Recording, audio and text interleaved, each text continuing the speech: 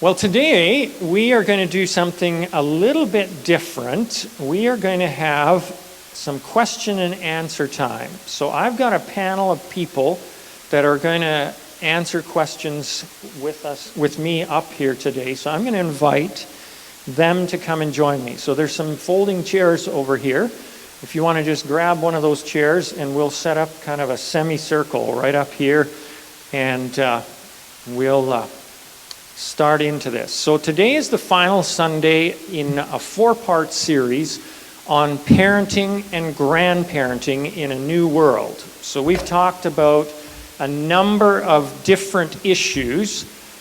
We talked about social media and how that has changed the environment that our kids live in. We talked about gender fluidity and how that has changed things for our kids. And then we talked about information overload last Sunday and how that has changed things for our kids. Our kids are processing way more information than what we did or our grandparents did, and that changes things as well. And so today I have asked a number of people here. So do we have, how many mics do we have?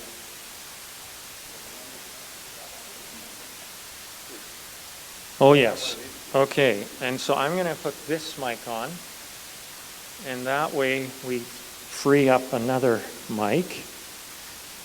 Okay, are we on now? Great. So I'll give you this mic. So we've got, on the end here is Chris and Nikki, and yeah. So Chris and Nikki have 3 daughters. One of whom is a teenager, and the 2 are elementary age kids. And then we have got on this end Jean, and Jean is married to Peter. Peter works in Fort McMurray, and they have 2 very little kids. And so how old are they? 3 and 6 weeks old. Yes, okay. And that's a girl and a boy, right? Yeah. Okay. And then this is the good-looking man I was talking about, Robert and Crystal. And Robert and Crystal have 4 kids, 3 sons and a daughter, and then 3 granddaughters as well. So we are going to fire the questions about grandkids to you. And then this lovely lady is my wife, and she has 3 kids, and I do too. Yeah, and that's a daughter and 2 sons, and none of them are married, none of them have kids, so we're just sort of on that at that stage where they've got one foot out the door and the other one on a banana peel. So I've got a number of questions here, and we'll just kind of bounce around these questions, and then if we have any extra time, we'll take questions from the floor as well, but we'll see how that plays out. So I am going to ask Chris and Nikki first. How do you handle it when you disagree as a couple on how to handle a situation with one of your kids? So tell us, what do you do when you have different thoughts on how this should be handled? Okay, I do have an answer for this one. Okay. So one thing I've learned over 15 years or 14 years of being a parent is if Chris and I do disagree, often I let him do his thing while the kids are around or while he is disciplining. And then later we have a conversation about maybe what could have been done differently. And of course there's compromise in that because we aren't the exact same people. So that does take some compromise and some talking through. And then I believe we've done it before, is if there's been something that's been done wrongly, we go talk to our kids about it and say, look, we're just parents, we're just human, we mess up, we make mistakes, can you forgive us? And then we move forward, and we try to learn from our experiences. anyhow, that's what I think we try to do. That's our goal. Okay, so just so I've got it straight, so you talk about it after the discipline is done or whatever, that situation is handled, and then go back and fix if need be. Yes, exactly. I try not to interrupt when Okay. it's happening in the middle of it, just in front of the kids. It just creates way too much of a mess. So Right. often I just let him do his thing, and then, afterwards, him and I alone will discuss things. If I feel like there was something that wasn't, I disagreed with how he handled it, we would go back afterwards in just him and I and talk Okay. about it. And then if there needs to be reconciliation with the kids again, then we'll try to do that as well. Okay, good. Yeah, and in not being scared to admit you're wrong to your kids. Yeah. That's a big thing, because Huge. I'm isn't human it? too, so. Yeah. So would you handle it the same way, or would you interrupt Nikki? Oh, I have interrupted her, and then you get the look that we'll talk about it later, so Okay. you need to pipe down. And Okay. Aha. Very good. Okay. Anybody else that handle it differently? Add one more thing. It's on. Hello? Testing. Hello? No? Okay. Can you hear me? Yeah? No? Okay. Testing, testing. 1, 2, 3. Hello. Okay. Yeah. I can hear myself. Yeah, so, having young children, I definitely appreciate hearing that because, we haven't had too many situations where, we've been in that, scenario. But, between myself and my husband, I like to think that if we do have a disagreement outside of, in front of our child, if it's the two of us just arguing about anything, we try to talk about it and be open-minded and listen to one another when we want to voice our opinions. We try not to use too many, you this, you that statements. We try to use a lot of, I feel statements and try to work through conflict in that way. So just wanted to add that. Yeah, that's great. Very good. Okay. I heard a couple say one time that if they disagreed, and now whether this would be with parenting or anything, and they came to a standstill, they would go to a counselor about it and kind of let the counselor settle it. It was kind of an agreement between the two of them. And I guess I would add that for everything that, to never be afraid to seek help. And it's better to seek help before everything is blowing up. Like Dallas finds often as a counselor, people come when they're ready to walk out the door and when they're at the end of their rope. And often it's almost impossible to repair at that point. So, to have an attitude of humility that I'm not beyond counseling, I'm not beyond help. We have no problem with seeing a counselor if we have something we can't settle. And I just think that's huge in life, and you model it to your kids that I'm not beyond help, and I have issues just like everybody else, and I want to face my issues head on. I'm not going to hide them. I'm going to face them, and that's how I want to live my life, and that's what I want to model to our kids. Yeah, that's very good. And, this might be a little bit disturbing for some of you, and maybe you'll want to find a different church, but Shelley and I have spent thousands of dollars on counselors over the years because we just feel like, moving forward with our lives is way more important than, making it look perfect or whatever for everybody else to see and trying to pretend for our kids that somehow we've got it all together. So, yeah. Okay, I want to ask you, there's a question that came here about forcing your child or your grandchild to hug or kiss extended family. Should I do that or not? Robert and Crystal. Yes, I got to answer first. We actually have, I grew up in a non-touchy-feely kind of family. Okay. So for us to hug people or to kiss people was not really something that is ingrained in me to do. Mm-hmm. When the kids are young, like my granddaughter over there that's pointing at me, they want to hug everyone. They want to, like the ones they know. Yeah. Now, if the extended family is not known to the children, we never force them to go and hug them or kiss them. Okay. But we did, after we get to know them, Mm-hmm. you know, you should at least give them a hug. The kissing part, well, that's more of a intimate thing for us. Okay. And so if you're going to kiss anybody, it's going to be somebody you really know. Mm-hmm. And that's the way we saw it. Okay, good. So, Crystal, why would you not force them? What was the reasoning behind that? Well, it makes them uncomfortable. Okay. And I don't want them to get in the habit of it's okay to go up and hug and kiss this, anybody, even if it is extended family. Mm-hmm. There's just that, yeah, we kind of just set up boundaries that way.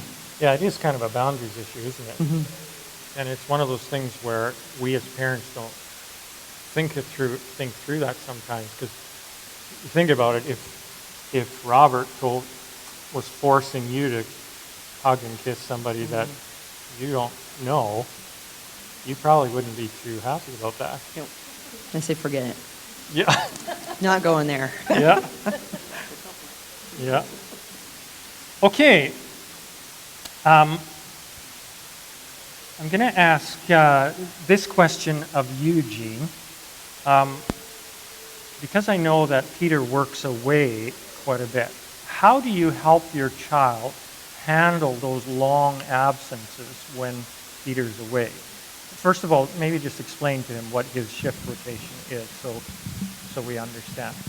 So yeah, Peter works about 11 days away and 9 days back home. So since our daughter's been born, that's all she's really known. Mm-hmm. So she's gotten into a groove of what to expect, That's our family, So Right. he is away for extended periods of time, and then he comes home. So it's very concentrated time back home.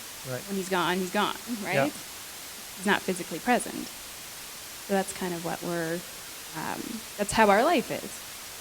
So to further answer your question, or go Yeah. ahead. If you Well, I have was just another going to part. say, does she ever express anxiety or whatever when he's away? Well, it comes up more so at bedtime. I don't know if other people can relate, but when people put their head to their pillow, that's when all the thoughts of the day come back to them. So it's been on occasion. I mean, it hasn't been much of that, luckily. I mean, at this age, she's 3, so she hasn't had too much of sadness with her dad going, because, like I said, she's been used to this since day one.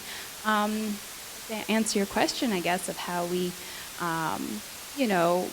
help her through those times of him being away.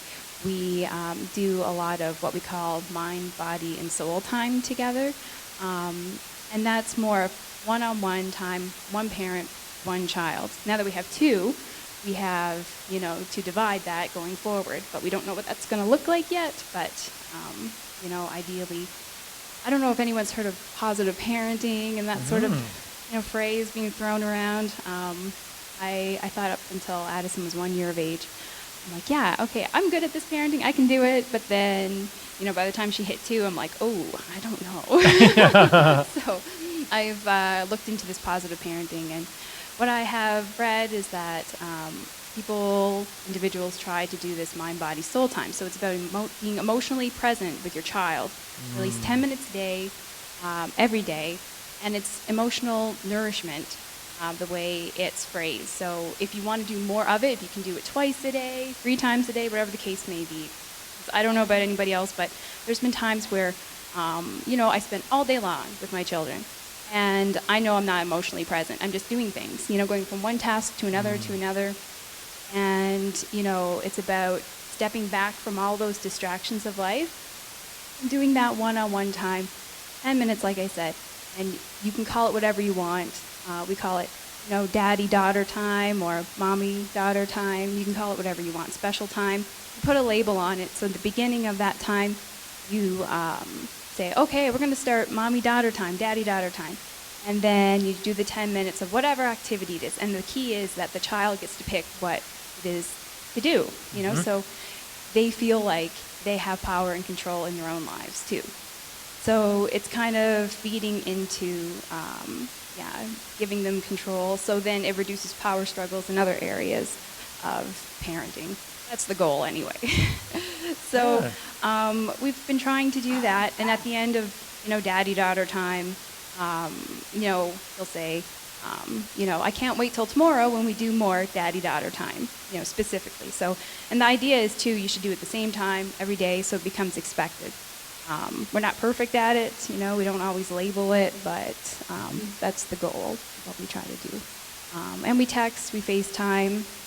Addison's getting into sending emojis, Peter, while he's at work. Okay. She enjoys that. Great. It's my long-winded answer. That's wonderful. Thank you. Okay.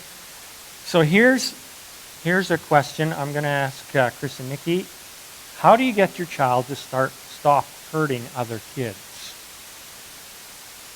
Now, if your kids have never been like that, they've been angels all of their life, then we'll ask somebody else. But if you have a good answer, that would be great. Yeah, they're younger. When they're younger, it seems like it's phased. Where it's, I don't know if we're developing their personalities or what, but it's not really. It's kind of hard. Yeah, definitely. I think sometimes it's a phase. It seems like that 2 to 3, 4-year-old phase. It seems like they are wanting to attack things. But one thing that I would encourage moms that are or parents that are going through that is often it is a phase. I mean, if there's violence in your home, then you definitely need to look at that. But a lot of times it's just them trying to figure things out and to be patient with them and to also have good communication with the other parents so that there's not any big wedges between you and other parents, because that can be really, really awkward and embarrassing. So I think that's the big thing, is just to realize that most of the time it is a phase when they are hurting other kids at that age. Right. As they get older, if it continues, then there's definitely things a person needs to seek out to get help. Right. Because that's not okay.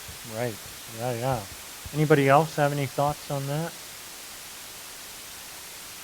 Okay.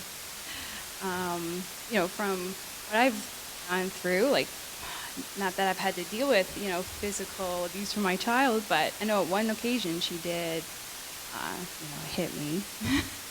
And after the heat of the moment was over, I told her, I said, there's ways to get your anger and frustration out. I said, you can go and punch your pillow, you can scream in your pillow. So just teaching, healthy ways to get anger, frustrations out, so I don't know, she never did it again after, but I've never actually seen her go and do that to her pillow either, so.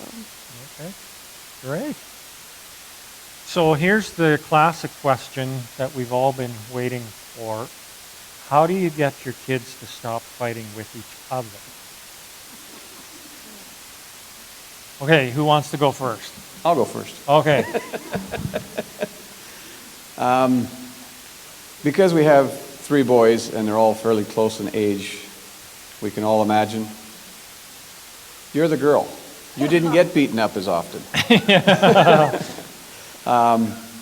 Sorry, I was talking to my daughter in the back. So the 3 boys used to fight quite a bit. And so we would, if we were in the house, what we would do is we'd get them to sit across from each other and stare at each other until everything calmed down. If it was bad words being exchanged back and forth, for every bad word they said, they had to do 10 good things about the other one and actually have good things about him, not just say, well, he makes his bed. That's not really, it had to be something about the character, about the person. The other thing we would do is make them hug it out. So earlier when I said hugging is kind of, well, they had to hug until they both calmed down. And that would actually calm everything down pretty quickly. Okay. If we were in a vehicle traveling and they were fighting in the back, they would be warned about 3 or 4 times. And then, this is the part my wife doesn't want me to tell you. I'd pull over, I'd kick him out of the van, and I'd drive away.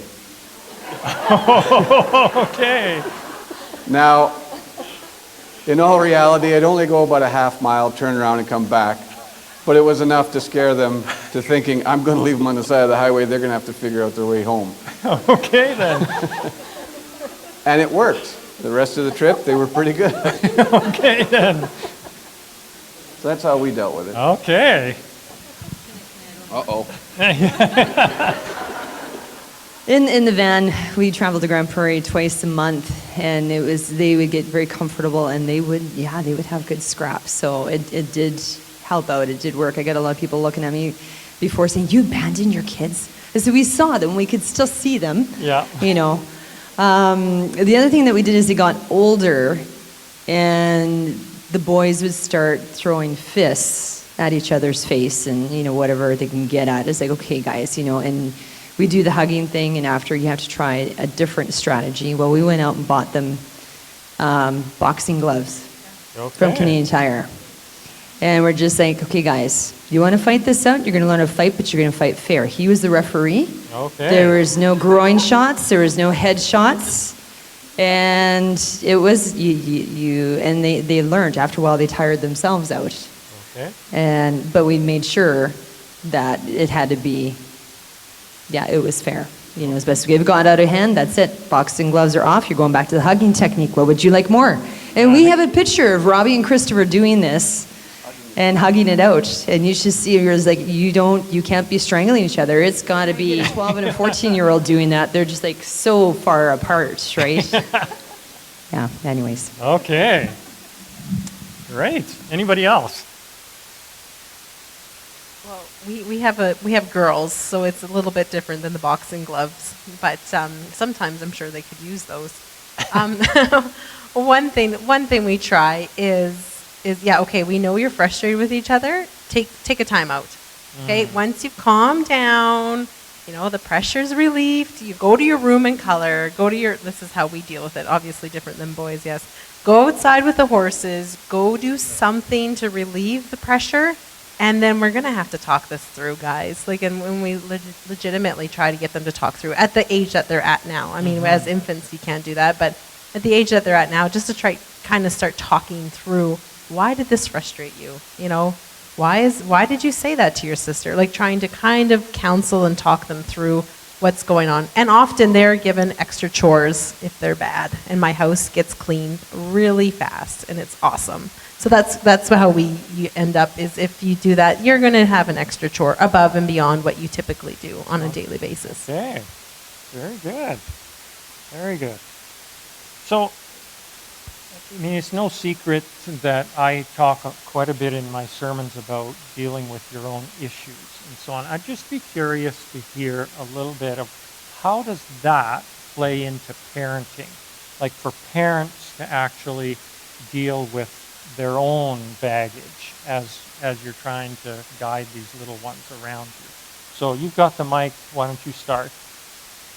Well, thanks for asking. I found that when I started facing the giants in my own heart and in my own life, I felt like that's when I could parent from a place that was much healthier. It's interesting how if I kept those doors closed and all those locks on those painful parts of my heart, when things got hard, when that's actually where I would find I would operate from.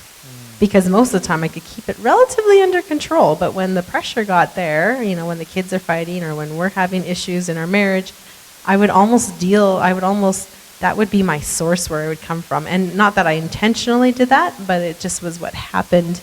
And I was frustrated with that being there. So I actually seeked out getting counseling for myself. Chris wasn't willing at the time. I really was probably nagging him to do it. But I seeked out my own journey of healing, and I can say now that as I seek out healing and counseling from other people, sometimes I still go to those places, but they're not nearly as painful or as detrimental as they were before. I hated the whole two-facedness that I felt like was going on. When I was in control versus out of control of my emotions. Yeah. So, and dealing with the locked up stuff and the stuff that was dark that I kind of didn't want anybody to know about. That's when those things started, when those things started coming out and I started letting the light being shed on those areas, that's when I think it's changed our family and it's changed our marriage by me taking those steps. It's Yeah. been very helpful. Yeah.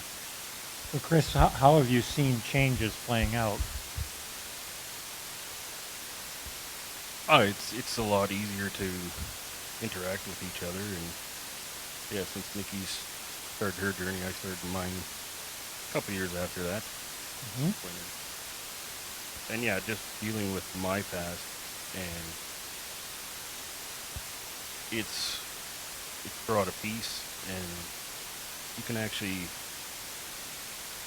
sometimes your emotions still do get out of control when you're dealing in the heat of the moment dealing with kids, but you can step back, and if you do, it's easier to bounce back as well. Okay. That if you're in a funk, or it's way quicker to realize that I screwed up and go, instead of waiting a couple days or a week. It's like literally minutes later. It's like, okay, guys, I screwed up. Like, and it's just way easier to interact with the kids and with Nikki as well. Yeah. And yeah, it's definitely worth it. Yeah. It's not fun all the time, obviously. But No, it's yeah, definitely worth it. that's good. Thank you. And thank you for being so open about that. Anybody else want to comment on that at all? Well, when Dallas and I got married, we kind of made a pact with each other that we would face everything head on. And we realized that the way that our kids would be healthier if we dealt with our own kind of generational stuff. And so, not that you blame your parents for everything, but recognizing how were we raised and what areas are not healthy. And then becoming our own family, like we both realized that both of our families didn't handle conflict very well. Both sides would just not deal with it. And we knew that that wouldn't be okay. And we needed to create a home where our kids could feel safe with saying whatever, I mean, in a respectful way, and feel comfortable with us and not feel shame. Like even when it came to if they were struggling or stumbling somehow in an area of sin, we wanted them to feel safe enough with us, and we really tried not to speak in shaming ways about anybody that was struggling. And we've also tried to be very transparent about our own stuff. And like I said earlier, like go after help, and whatever you need to do to get help in any way, shape, or form, to do that. And I guess the biggest thing is humility, and also being able to be open and honest with each other, like, and be able to call each other on stuff and have the humility to hear that, you know, we're probably each other's best mirror. And so something that about myself that nobody would ever say, Dallas would say, and vice versa, and being able to take that and listen to that and act on it, because good parenting is far more caught than taught. It's really who you are, and you can't fake that ever when you have your kids living with you, and the older they get, the more perceptive they are. So yeah, we've just been really real, and as our kids have gotten older, we're even more honest about things that, you know, issues in our background. We've been really transparent about it. We have very open conversations, and we don't allow things to go under the rug. Because if you do that, you have a very fake relationship and an unsafe relationship. And I want our kids to want to be with us. If you don't, as adults, and if you don't have a place of, if you don't feel safe and you're just kind of, you know, pretending, then you're not going to have a good, solid relationship. Thank you for saying that. Okay, so let me ask a little bit of a different question from another angle, or maybe it's the same question, but from another angle. So how do you prepare your kids to stand up for Christian principles in a very secular environment? Like the environment that they're stepping into is more secular than what we stood in. So what are some key things that help prepare them from your perspective? Who wants to go first?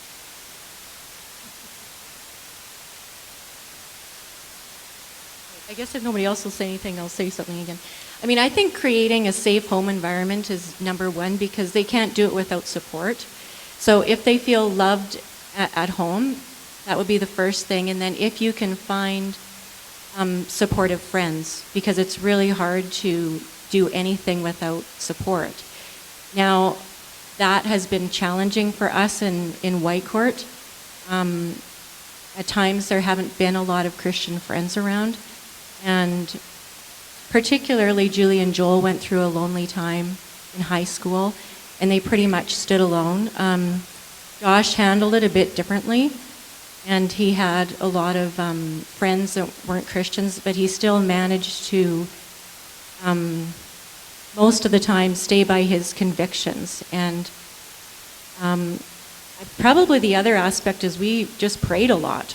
I mean, I've jokingly said that I've worn out the bottom of my slippers from praying for our kids, and yeah, I mean, you can't always control how many other Christian kids are around, but you can control how much you pray. Good.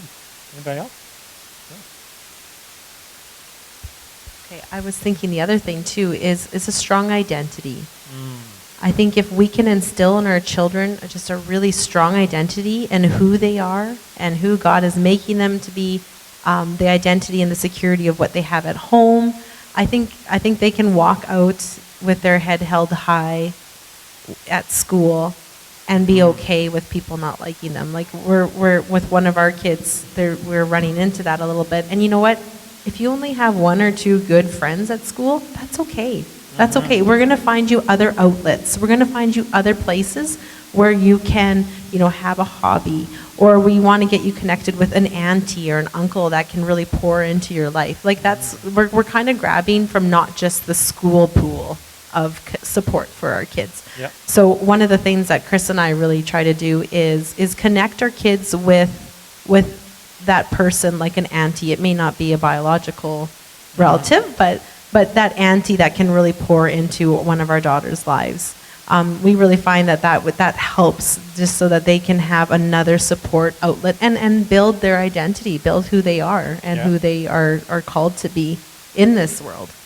And that really raises the issue of, like the classic saying goes, it takes a village, right? And I think that's where we as a church family can be such a huge help to each other. Like if our kids are looking for, or we are looking for positive role models and input from within our church community to be available there, and I know that some of you have, mentored younger kids and teenagers and so on, and so incredibly grateful to all of you that are willing to be that kind of positive influence. Yeah. Well, this is a little bit of a different question, but I'm going to ask you this question. What's the number one thing you should not do as a grandparent?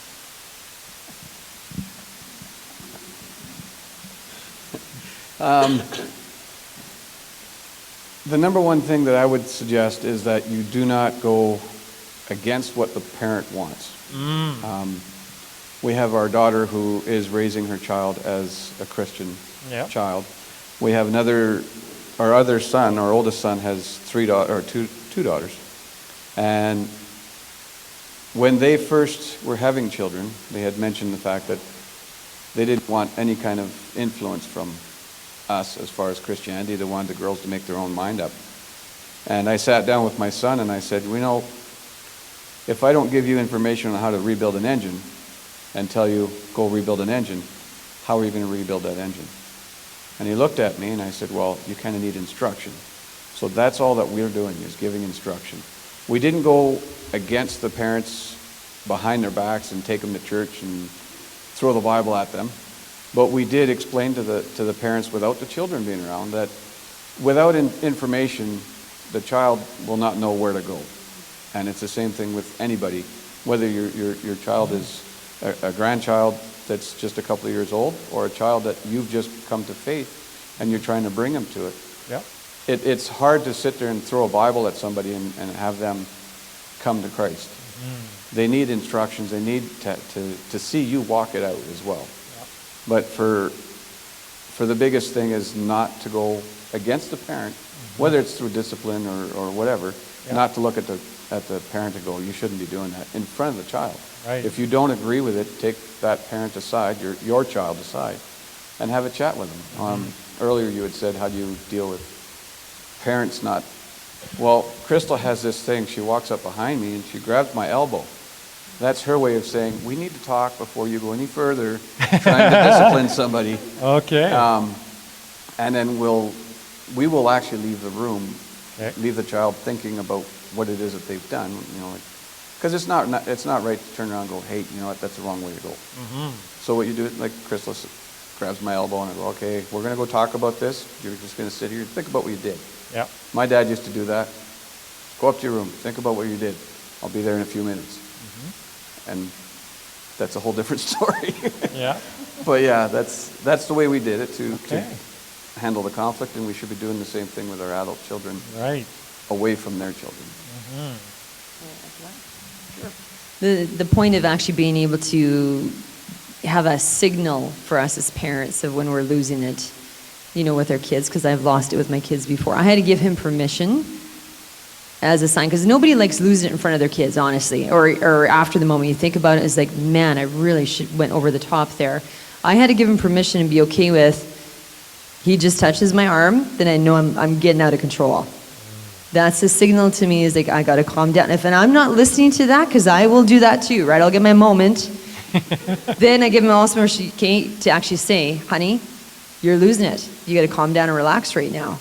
And even though I may be a little bit more upset with him, I got to realize he's right, and I got to just, chill. Getting back to the grandparenting thing, the biggest thing I've learned, because we've experienced it with our own kids, is for us, one simple little thing. Okay, if the kids have not eaten their meal, they're going through a stage, they're just not wanting to eat their meals, and I say, you're not getting dessert afterwards, don't go over and give your grandchild a dessert. Right? Like, just even a simple thing like that is just making sure that you are listening to what the parents are doing. And I do echo the fact of talking to your kids, adult kids, as they're parenting, not in front of their kids as well. If you're not agreeing with something, take them to a different place. Yeah. Yeah. Oh, that's good. Very good. We had one question about shy kids. How do you help your kids get over shyness? Do you want to address that? Yeah, so I think, in new situations, I think it's relatively normal for a toddler to get a little bit shy. I guess every child has a little bit of a different personality too that's underlying. But for us, we try to have our daughter involved in different activities. We have her in the Music Pups program, where she has come out of her shell a lot, I think. And Crystal's the one who's teaching that. So, I've seen that over time. So I think that's fantastic. So having her involved in activities, she goes to a day home where she plays with other children. So it's having those times where she can spend with children her own age, instead of just myself and my friends, And we have play dates too. My friends come over with their children. And even with our day-to-day interactions, I try to, speak to my daughter, make eye contact. So she'll get into that habit of doing the same when she gets older or as she grows. And sometimes when she does feel a little bit shy in situations, I do try to get down at her level, make the eye contact, and try to make her feel more comfortable in those uncomfortable situations. Good. Yeah, very good. You guys want to speak into that as well? Well, I'm super shy by nature growing up, but it's been a lot of hard work, and this isn't my first choice to be up here, but Yeah. my 9-year-old just recently, he's part of 4-H, and they're going through elections and they needed a VP, and so she had to come up on the spur of the moment with why she wanted to First thing was because it scares me, so I need to do it. So I can't let my 9-year-old outdo me, so here I am. But even our oldest, she's been shy growing up as well, and a lot of what Gene said, just giving them activities, and eventually you'll grow it. And Yeah. it has to be a lot of, it's work. I mean, I've had to work quite hard, and I'm not there yet, but Yep. Great. Wonderful. So last question here. House rules. So this was probably more kind of teenager, so on. Do you feel house rules are appropriate? Or is that too controlling when your kids are teenagers and still living at home or even older? Nowadays we have 35-year-olds still living at home. Should you have house rules? I definitely believe you need to have some boundaries. We believe you need to have boundaries. And do need to set some house rules. The one thing I had to be very careful, because we grew up hearing, it's my house, my rules, you don't like it, there's the door. Well, sometimes you will have one that will take that door. Then what are you going to do? So you don't want to throw that out very often, if at all, right? You want to be very careful of how and what you're setting up as house rules. You want to have realistic ones, because if you're a parent that, and I've went through this, if you say, well, if you do this, this is going to happen, you don't follow through, well, kids are going to take advantage of it, you know. And I honestly think of it as, we've had not only just our kids live with us, we've had cousins come and stay with us, other adults come and stay with us, and they're into the partying, they're into the drinking scene. Like, no, you want to live here, you have to understand there's no drinking in my house, there's no drugs in my house, you're not coming here, and if I'm going to do it with other adults, you better believe it, I'm going to do it with my kids. Right. So, and then just making sure you follow through with it. And our kids had to see cousins saying, sorry, there's a door. That's just not allowed here. Wow. So you got to just try and stick with it. It was hard. It was hard. And, but yeah, no, definitely they need some boundaries. And I hear them. They say now as adults, Mom, I'm so thankful. Dad, I'm so thankful for the rules that you have. Yeah, there was ones that were a little bit steep that we, probably could have eased up on or not have, but they've definitely thanked us for a lot of those rules. Good. Okay. Any other thoughts around house rules? This goes back to dealing with your own, your inner world of yourself as a parent, because it's very easy to be very fear-based, like an extreme fear of the things that you have dealt with or the things that you struggle with. So again, it comes back to seeking God, seeking good counsel, and dealing with your own fears so that your house rules are not driven by fear. They're not driven by control. They're not driven by a dictatorship. They're driven by love. They're driven by what we know because we're parents. We have the experience. We know these rules are here because we love you. Just like God has the rules because he loves us. He knows, he sees the bigger picture. And I think that's one thing is when you have house rules, to take time and ask yourself, ask your spouse, ask people around you that are, a pastor, a counselor. Are these rules, is my perspective off on these rules? Because it's so easy to default to pain, default to fear, default to control. It's so easy to do. So I think that would be my biggest thing is when you go to do house rules, and I think those can change as you become healthier too. Is this a rule that's driven by fear? Right. Yeah, it's so easy to get reactionary, isn't it? And start banging out all kinds of rules because of incidents that have happened or whatever, and then it's really fear-driven. Yeah. No, that's good. Any other thoughts? Go ahead. We always try to keep in mind we're raising somebody's roommate, and we don't want them to be a lousy roommate. We're raising somebody's husband, somebody's wife, and will their spouse, appreciate that what we did or we didn't do. So anyways, we just try to keep that in mind. You do the best you can, but I guess after that, we always told our kids, whatever you don't pick up here and we're trying to teach you to, the world will teach you, and we will be gentler than the world. So you want to figure it out here, not out there. Mm-hmm. Yeah, so like I said, I'm coming from a younger, children family here. From that perspective, and like I said, I'm trying to do this positive parenting thing, or reading more into it. And one thing that came up was, the word rules sounds so negative, I think, in a lot of people's minds. And yeah, some hard and fast rules have to be in place. But when it comes to things like just chores around the house, we're kind of taking the mindset of changing that word rule to family contributions. So it's an expectation for people in the household to wash the dishes, do the laundry, take the garbage out. So then those important rules that, children need to follow, they won't feel like they're bombarded with, 100 rules in the house, So it's just the idea that there's contributions that everyone is to pitch in, that kind of mentality. That's what I'm going to try going forward. I'll let you know in 15 years how it works out. Yeah, that's good. And that's true, isn't it? No matter where you live, we all contribute to that. We have our part to play to make a good home. That's good. Well, I want to thank all of you for being willing to be part of this and sharing openly like this. This was really great. Thank you very much. Let's give them a hand.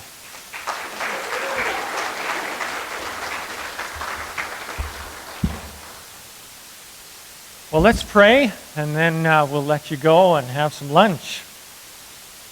Father, I thank you for the way you parent us. We are adults, but yet there's parts of us that are still childish. And you patiently work with us as we work through those areas. And Father, I pray that you would help us to face those things head on and not live in denial and make other people pay for our immaturity, especially our kids. I pray, Father, that you would help us to be able to embrace the process of growing up. Sometimes I wonder if you send us kids to help us grow up. And Lord, I don't know if that's the case or not, but Lord, I pray that you would help us to grow up. Help us to be the kind of parents that really create an environment that nurtures our kids into all that you created them to be.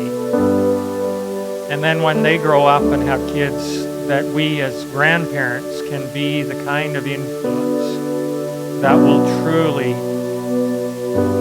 draw our kids or our grandkids in the direction of your profound love. Lord, as we wrestle with some of these issues that are really, in many ways, more profound than what we can fully grasp, we need your help. We can't do this without you. And so I thank you that you sent us the Holy Spirit to be with us every step of the way.